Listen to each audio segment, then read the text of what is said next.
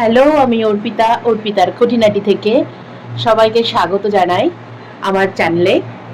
আজকে চলে এসেছি নতুন একটি ভিডিও নিয়ে, নতুন একটি রেসিপির সঙ্গে। চলুন চটপট দেখিয়ে দিই আজকে আমি কি নতুনত্ব রেসিপি আপনাদের জন্য নিয়ে এসেছি। বলুন তো আপনারা দেখে কিছু বুঝতে পারছেন কিনা বা চিনতে পারছেন কিনা? হ্যাঁ, ঠিক ধরেছেন। আজকে করে নিচ্ছি মাটনের মেটে কষা বা লিভার কষা। মাটন লিভার কষা বলুন কি মেটে চচ্চড়ি বলুন কি লিভার কষা বলুন, যে ভাষায় আপনারা চেনেন, হ্যাঁ ঠিক তাই। আজকে করে নেব মেটে কষা মাটনের। তার জন্য আমি কি কি নিয়ে নিয়েছি? তার জন্য আমি নিয়েছি পরিমাণ মতো মেটে, এতে আছে 1 কিলো মেটে।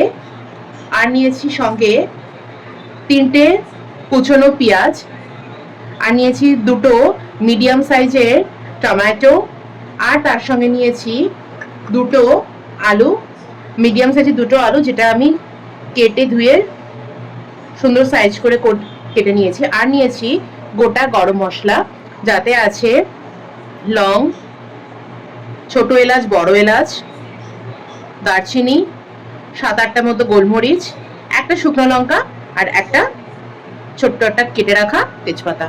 ব্যাস, এই ইনগ্রেডিয়েন্টস আমার লাগবে।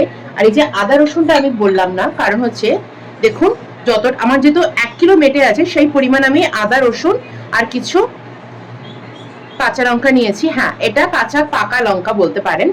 এটাকে আমি ব্লেন্ড করে নেব, কারণ আমি কোনো লঙ্কার গুঁড়ো কোনো রকম কালারের জন্য বা ঝালের জন্য ইউজ করব না। সম্পূর্ণটা কাঁচা লঙ্কাতে করব, এর জন্য আমি সম্পূর্ণ পাকা লঙ্কাগুলো নিয়েছি। চলুন তাহলে আমার কড়াইতে তেল দিয়ে নিই। কড়াইতে তেল গরম হয়ে গেছে। এইবার আমি আলুগুলোকে আগে ভালো করে ভেজে নেব। আমার যে কেটে রাখা আলুগুলো আছে সেইগুলোকে আমি ভালো করে ভেজে নেব, একটু লাল লাল করে। ভাজা হয়ে গেলে আলুগুলোকে তুলে রেখে আমি এক এক করে উপকরণগুলো দিতে লাগবো। আর ততক্ষণে চলুন আমি আদা রসুনের পেস্টটা বানিয়ে ফেলি। এটাতে আমি দিয়ে নিচ্ছি কিছু পরিমাণে আদা, রসুন আর লঙ্কা। সামান্য পরিমাণেতে জল দিয়ে এটার একটা পেস্ট বানিয়ে নেব। পেস্টটা বানানো হয়ে গেছে।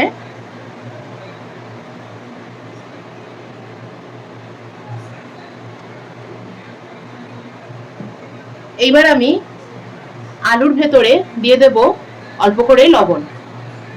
আলুটা বেশ হালকা লাল লাল হয়ে গেছে, এতে আমি দিয়ে দিচ্ছি পরিমাণ মতো লবণ। দিয়ে একটু নাড়াচাড়া করে আর 2-3 মিনিট এটাকে হতে দেব। দিয়ে এটাকে আলুগুলোকে নামিয়ে নেব। আলুগুলো ভাজা হয়ে গেছে, আলুগুলোকে আমি তুলে রেখেছি। এবার ওই তেলে দিয়ে দিচ্ছি গোটা গরম মশলা। নতুন করে আর তেল দেওয়ার দরকার নেই, তেলটা আমি একবারেই দিয়ে দিয়েছি। গোটা গরম মশলা দেওয়ার পর এবার আমি দিয়ে দেব কেটে রাখা যে কুচিয়ে নাও পেঁয়াজগুলো।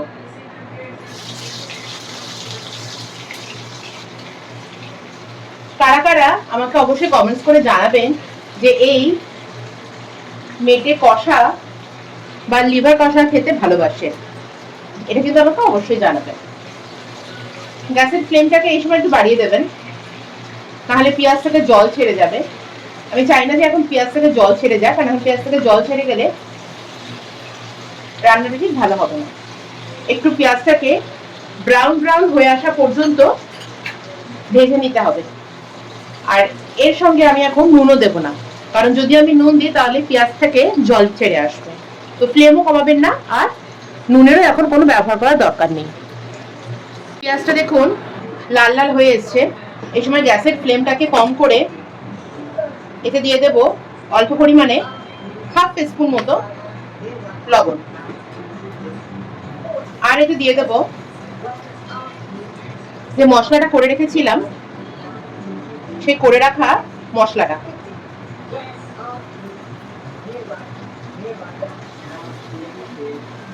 মশলাটা দিয়ে ভালো করে একটু কষিয়ে নিতে হবে। মশলাটা এখন হাই ফ্লেমে রেখে আস্তে আস্তে কষতে থাকে। এর সঙ্গে আমি এক এক করে দিয়ে দেব বাকি গুঁড়ো মশলাগুলো দিয়ে দিচ্ছি 1 টিস্পুন মতো ধনের গুঁড়ো, 1 টেবিল স্পুন জিরের গুঁড়ো, হাফ টেবিল স্পুন হলুদ গুঁড়ো। আগেই বলেছিলাম কোনো লঙ্কার গুঁড়ো আমি কিন্তু এটা ইউজ করবো না। মশলাটা ভালো করে কষিয়ে নিতে হবে।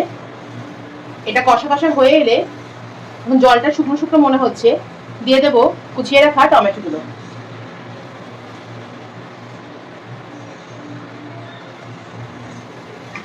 আমি মশলাটাকে আগে তৈরি করে রাখছি। কেউ চাইলে পেঁয়াজের সঙ্গেও আপনারা মেটেটাকে ভালো করে ভেজে নিয়ে তারপরে কিন্তু বাকি মশলাগুলো একে একে ব্যবহার করতে পারেন। চাইলে আপনারা এতে দইও ব্যবহার করতে পারেন, কিন্তু আমি আজকে এটাতে দই ব্যবহার করছি না। মশলাটাকে খানিকক্ষণের জন্য হতে দিতে হবে। আর এই সময় আমি একটা ঢাকনা দিয়ে ঢেকে দেব আর গ্যাসের ফ্লেমটাকেও কমিয়ে দেব। চলুন ঢাকনাটা খুলে দেখে নিই। দেখুন তেল ছেড়ে এসছে মশলা থেকে, আর মশলাটাও নিচে লেগে লেগে গেছে, তার মানে মশলা ঠিকঠাক মতো কষানো হয়েছে। এইবার আমি দিয়ে দেবো এতে কেটে ধুয়ে পরিষ্কার করে রাখা 1 কিলো মাটনের মেটে। এতে আচ্ছা, এটা আমি এখানকার নয়, আমি আগেই বলেছিলাম আমার যে আগে রেসিপিটা হয়েছিল মাটনের, তো সেই সঙ্গেই এটা নিয়ে আসা হয়েছিল, আমার মা নিয়ে এসেছিল আলাদা করে। মাটনের সঙ্গে তো এতটা মেটে 1 কিলো পাওয়া যায় না, তো আলাদা করে 1 কেজি মেটে মা, যেহেতু আমি খেতে খুব পছন্দ করি, ইভেন আমার বড় খুব ভালোবাসে, তো মা এটা আলাদা করে 1 কিলো মেটে নিয়ে এসেছিল। বড় সাইজ ছিল, আমি এটাকে কেটে ছোট ছোট করে নিয়েছি রান্নার সুবিধার্থে, এমনকি খাবার সুবিধার্থে, দুটোতে। মেটেটাকে দিয়ে ঢাকনাটা খোলা রেখে একটু ভালোভাবে এটাকে কষিয়ে নিতে হবে। দেখুন বেশ কষা কষা হয়ে এসছে, মশলাটা বেশ গা লাগা হয়ে এসছে। এবার আমি এতে দিয়ে দেবো গরম করে রাখা সামান্য পরিমাণে জল। ঠান্ডা জল না ব্যবহার করাই ভালো, তাতে মাংসের টেস্ট বা খাবারের টেস্ট নষ্ট হয়ে যায়। আমি এই জলটা কিন্তু ঝোল বা গ্রেভির জন্য দিইনি এখনো, জাস্ট মেটেটাকে সেদ্ধ হওয়ার জন্য দিয়েছি। এইবার আপনারা ফ্লেমটাকে কমিয়ে একটা ঢাকনা লাগিয়ে দিন, দিয়ে আরো 20 মিনিট এটাকে হতে দিতে হবে। 20 মিনিট হয়ে গেছে, আমি ঢাকনাটা খুলে দেখে নিই।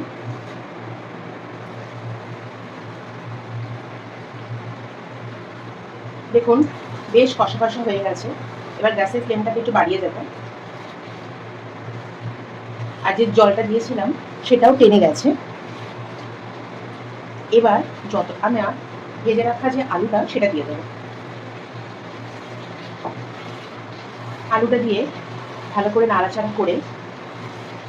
নাড়াচাড়া করে নিয়ে এতে এবার দিয়ে দেব পরিমাণ মতো গরম জল। যে রকম গ্রেভি রাখতে চান সে সেই পরিমাণে জল ব্যবহার করবেন। পরিমাণ মতো জল দিয়ে দিয়েছি। এইবার আমি এতে দিয়ে দেব সামান্য পরিমাণে গরম মশলা। গরম মশলাটা দিয়ে আমি গ্যাসটাকে অফ করে দেব। আর গ্যাসটা অফ করার পর এটাকে খানিকক্ষণের জন্য ঢেকে রেখে দেব, তাতে এটার যে গন্ধটা আরো খুব সুন্দর হবে খাওয়ার সময়। চলুন তাহলে আমি সার্ভিং বলে এটা সার্ভ করে নেওয়ার সময় আপনাদের সঙ্গে আবার দেখা হচ্ছে। আমি সার্ভিং বলে তুলে নিয়েছি। এই আমার রেডি হয়ে গেছে আলু দিয়ে মেটে চচ্চড়ি। এইবার আপনারাও বাড়িতে এটা মেটে চচ্চড়ি বলুন, লিভার কষা বলুন, কি মাটনের লিভার কষা, যে যেই নামে চেনেন, আপনারা বাড়িতে অবশ্যই ট্রাই করবেন। ট্রাই করে জানাবেন রেসিপিটা কার কার ভালো লাগলো। যদি কেউ মনে করেন যে অন্য কোনো পদ্ধতিতে আপনারা এটা খান, এইভাবে আপনারা খাবারটি বানান, সেটাও অবশ্যই কমেন্টস করে জানাবেন কমেন্ট সেকশানে। আর হ্যাঁ, ভালো লাগলে সেটাও জানাবেন, খারাপ লাগলে সেটাও জানাবেন। কোনো ভুল ত্রুটি হয়ে থাকলে মার্জনা করবেন। আর আমার রেসিপিটা যদি ভালো লেগে থাকে তাহলে অবশ্যই একটা লাইক, শেয়ার, কমেন্টস করে দেবেন। আর যারা যারা হ্যাঁ শুনুন, আমার চ্যানেলের রেসিপিগুলো দেখে দেখে চলে যাচ্ছেন, মনে করে প্লিজ একটা সাবস্ক্রাইব করে যাবেন। আর নোটিফিকেশন বেলটাকেও কিন্তু অন করে রাখবেন, তাহলে নতুন নতুন রেসিপিগুলো কিন্তু পেতে আপনারা মিস করবেন না। তাহলে চলুন আজকের মতো এই পর্যন্তই, আবার দেখা হবে আপনাদের সঙ্গে নতুন একটি ব্লগে নতুন একটি রেসিপির সঙ্গে। সেই সঙ্গে টাটা, বাই বাই, সবাই ভালো থাকবেন, সুস্থ থাকবেন, সাবধানে থাকবেন। আজকের মতো বাই বাই।